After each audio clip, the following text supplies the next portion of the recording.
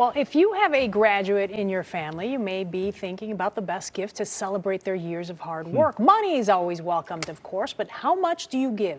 Financial advisor and president of SGL Financial, Steve Lewit, is joining us now with a couple of ideas as well as some advice. So I think all graduates would probably say, hey, I want cash, I want cash. But what should people be thinking about when it comes to giving cash?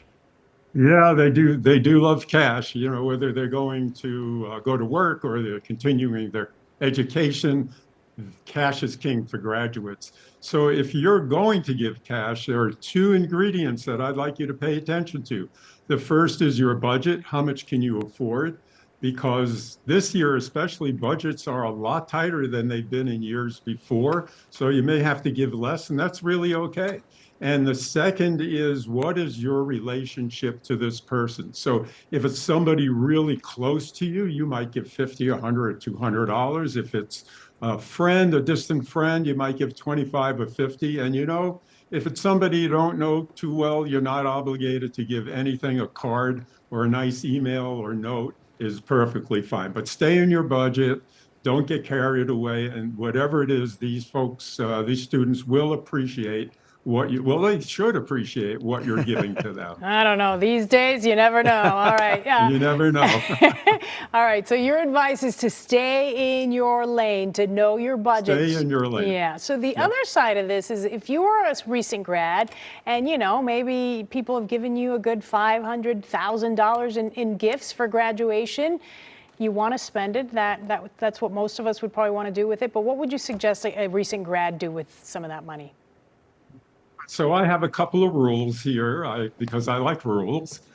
So we teach our young students, our young graduates to spend with purpose and save with passion. So those are the two rules. Oh. And spend with person. Look, all of a sudden you have $500 in your pocket and you feel like Superman and I can go out and buy anything. Well, take a step back and say, what is this really for? Do I really need it? Now, I know you're young and you're going to splurge, but just take that moment to say, spend with purpose.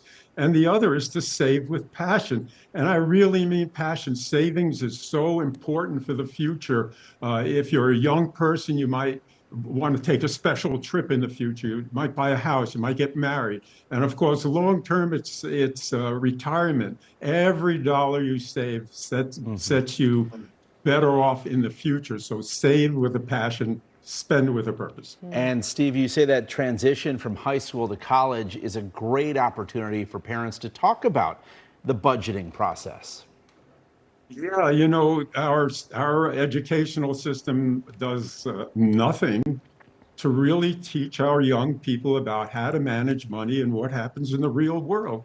So now you have a young person, either graduating high school or college, is stepping out into the real world and they don't know what to do. Even the very bright ones they just don't know what to do.